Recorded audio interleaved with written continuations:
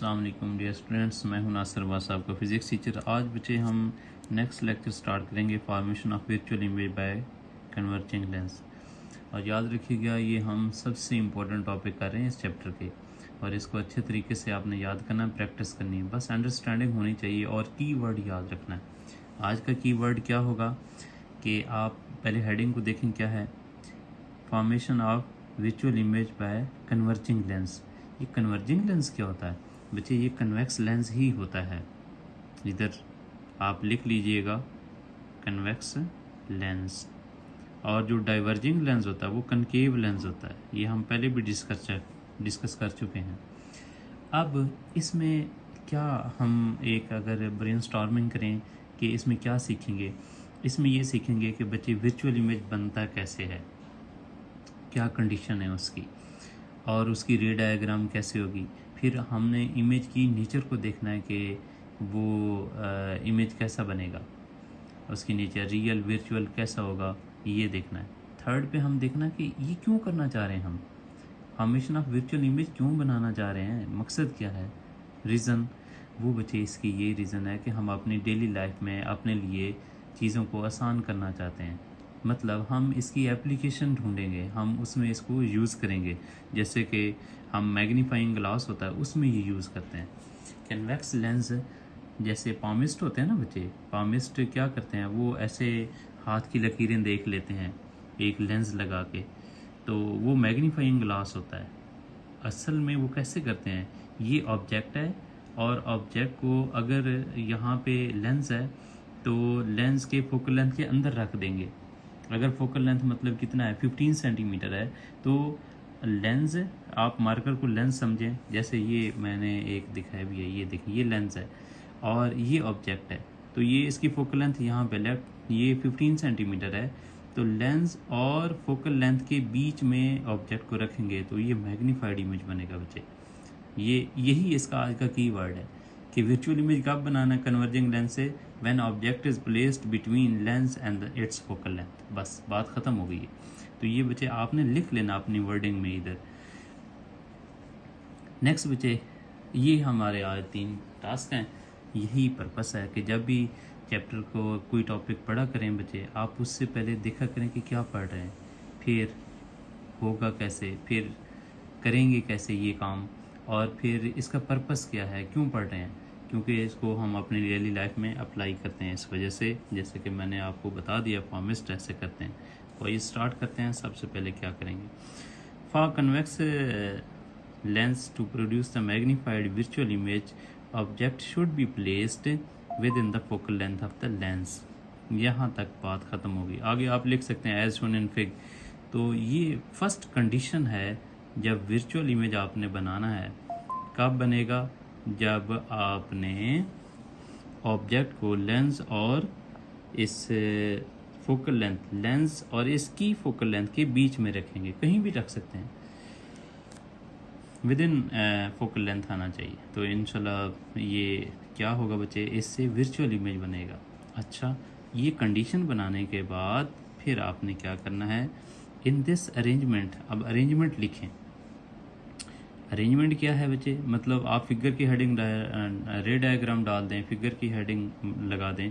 तो मैंने अरेंजमेंट पे ये अंडरलाइन किया था कि आपको समझ आ जाए कि ये हेडिंग देनी है। The image appear on the same side of the lens as the object. यहाँ पे ये इसकी अरेंजमेंट या फिगर आपने बता देनी है इधर। यहाँ पे लिखना nature of image, nature of image. Image की नेचर क्या है, कैसा बनेगा, तो साफ ज़रा ऊपर हेडिंग से पता चल रहा है वर्चुअल बनेगा। और मैंने एक बात बताई है, जब वर्चुअल इमेज बनता है इसका मतलब है वो अपराइट होगा। तो 2 बातें समझ आ गई। और थर्ड क्या है बच्चे, आप ज़रा गौर करें, क्योंकि हम इसे एज ए मैग्नीफायर के तौर पे यूज़ कर रहे हैं कन्वर्जिंग लेंस को, तो बड़ा इमेज बनेगा ना, तो इसलिए 3 बातें समझ आ गई। पहली बात क्या आएगी कि अपराइट होगा, वर्चुअल होगा, और थर्ड क्या है, मैग्नीफाइड होगा। ये 3 चीज़ें आपके लिए लिखना ज़रूरी होंगी, तब जाके आपको मार्क्स मिलेंगे। And can not be projected on the screen. और याद रखें, रियल और वर्चुअल इमेज में एक ही डिफरेंस होता है। रियल इमेज को स्क्रीन पे देखा जा सकता है जबकि वर्चुअल इमेज को स्क्रीन पे नहीं देखा जा सकता। आज ये अपने ज़हन में बात सेव कर लें, ये मेजर डिफरेंस है रियल और वर्चुअल इमेज में। Such as image is visible only, तो फिर इसे कैसे देखा जा सकता है? विजिबल कब है? वर्चुअल इमेज को कैसे देखा जा सकता है? ओनली थ्रू लेंस, लेंस के ज़रिए देखा जा सकता है बस। और फिर उसको कहाँ पे यूज़ करना बचे, ये यूजेस इसके आगे एप्लीकेशन आ सकती। मैग्नीफाइंग ग्लास के तौर पे इसको यूज़ किया जा सकता है, मैग्नीफाई करना होता है चीज़ों को, फिर ये वाली अरेंजमेंट, ये वाली कंडीशन नोट की जाती है। तो क्या हमने आज सीखा बच्चे? आज formation of virtual image by converging lens, arrangement आपको सिखा दी है। कैसे है बच्चे, ज़रा गौर कीजिएगा।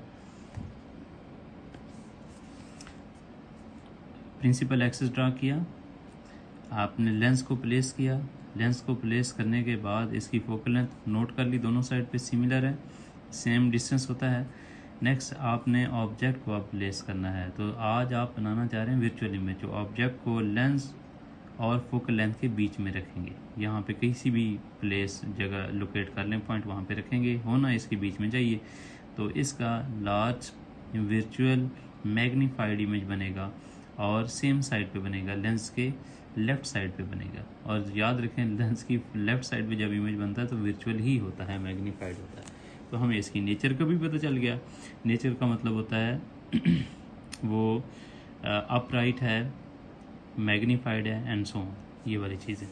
नेक्स्ट बच्चे इसमें सबसे इम्पोर्टेंट टॉपिक जो पहले मैं थोड़ा सा डिस्कस भी कर रहा था, आपके शॉर्ट क्वेश्चन के हवाले से बहुत इम्पोर्टेंट है और इसको आपने गौर करना है। Difference between real and virtual image. तो मैंने पहले भी आपको बता दिया, रियल और वर्चुअल इमेज में एक मेजर डिफरेंस क्या है बच्चे, और वो है कि जो वर्चुअल इमेज है वो स्क्रीन पे नहीं आ सकता और जो रियल इमेज है वो स्क्रीन पे आ सकता है। तो ये चीज़ें आपने फोकस करनी है। अब ज़रा गौर से देखते हैं। Real image can be displayed on the can be displayed और कैप्चर्ड ऑन द स्क्रीन, मतलब स्क्रीन पे देखा जा सकता है, can not be. Next, always appear upside down, मतलब ये हमेशा रियल इमेज इन्वर्टेड होता है, आमतौर पे यूजुअली इन्वर्टेड होता है, वो अपराइट होता है बच्चे। नेक्स्ट, इरेक्टेड भी उसे कहा जाता है, सीधा यूं अपवर्ड कैसे। Created when light rays, actually ये कब बनता है रियल इमेज? इसमें ये मैंने कहा था इमेज फॉर्मेशन के लिए एटलीस्ट 2 रेज इंटरसेक्ट करनी चाहिए।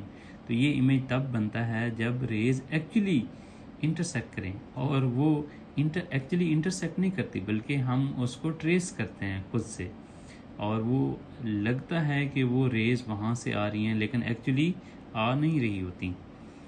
Okay, result actual light rays intersect, और इसमें वो नहीं होता ऐसा। Can be displayed on the screen like wall और सेंसर, ठीक है, लेकिन यही काम वर्चुअल इमेज के लिए नहीं किया जा सकता। Formed by the imaginary extension of the diverging lens rays, imagine कर सकते हैं आप, अगर उसको देखना चाहें तो लेंस को यूज़ करके देखा जा सकता है। ये था आज का हमारा टॉपिक जिसमें हमने डिस्कस किया what is difference between real and virtual image, और नेक्स्ट हमने ये देखा कि फॉर्मेशन कैसे होती है वर्चुअल इमेज की, जिसको बच्चे गौर कर लीजिएगा। आज से फिर मैं एक चीज़ याद करवा दूं, वर्चुअल इमेज जब भी कन्वर्जिंग लेंस बनाएगा तो उसका जो डिस्टेंस है फ्रॉम लेंस क्यू, ये इमेज है ना, यहाँ से लेंस का डिस्टेंस क्यू हो वो नेगेटिव लिया जाता है और एफ इसका हमेशा पॉजिटिव होता है। थैंक्स, अल्लाह हाफिज़।